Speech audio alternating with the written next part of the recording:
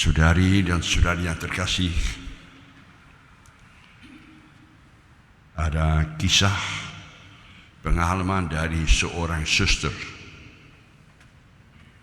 Suster itu ketika masih muda, dia ingin sekali dekat pada Yesus, ingin dipermandikan, tapi selalu dilawan, ditentang oleh keluarganya. Di rumah kami tidak ada agama Katolik.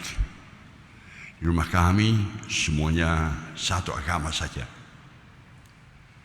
Tapi gadis itu, suster itu merasa yakin, maka secara diam-diam dia mulai belajar agama.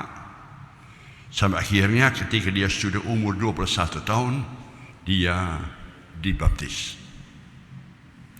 Serta-merta orang tuanya, kakak-kakaknya marah sekali.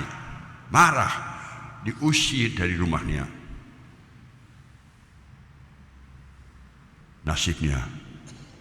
Tapi tidak lama sesudahnya dia memutuskan mau menjadi suster. Apalagi suster? Nggak boleh. Jadi apa saja yang dia berbuat itu dipersalahkan. Maunya papi mami supaya dia melahirkan cucu-cucu bagi mereka. Menjadi suster, nggak boleh kawin.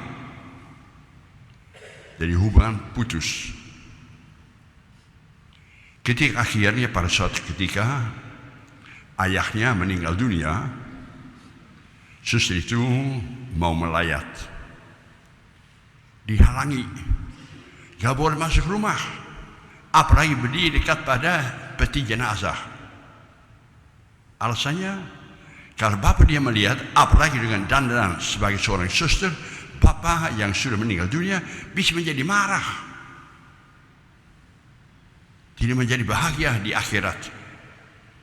Maka suster ditolak. Tinggal menangis saja. Untung ada seorang kakak suster yang mengatakan kepadanya, Mbak, Tuhan Yesus sudah bersabda, sekitar Yesus akan ada pertentangan dalam satu keluarga. 2 melawan 3, 3 melawan 2, ayah melawan anaknya, dan seterusnya.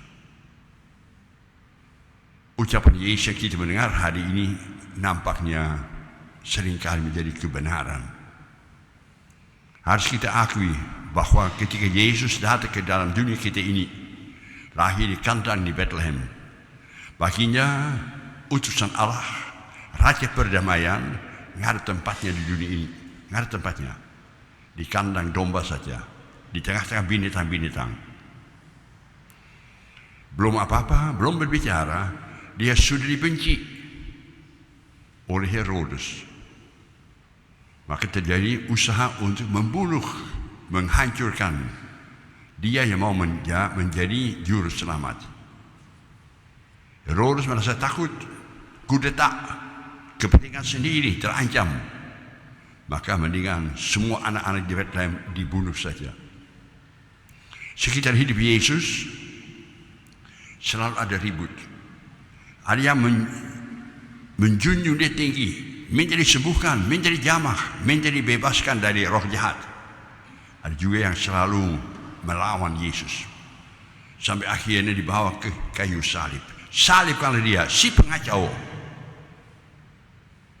Yesus itu membawa pertentangan. Malahan kepada Maria dikatakan, suatu pedang yang tajam akan menembus jantungmu.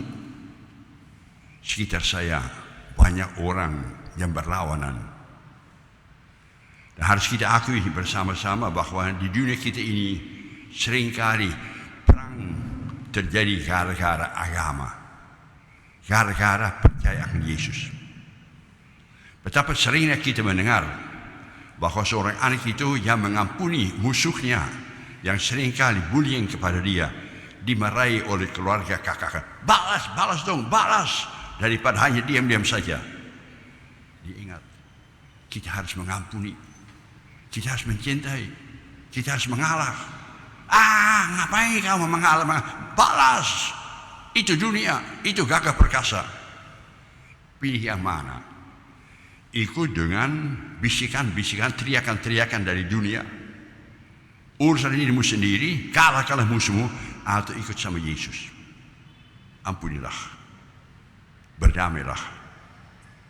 Tetapi rada susah bagi kita. Kita sudah dibaptis. Kita mengerti Yesus adalah Tuhan kita. Dia yang mengatur hidup kita. Dia mau kita ikuti. Tapi seringkali oleh dunia, oleh tonton teladan orang lain, kita dihasut.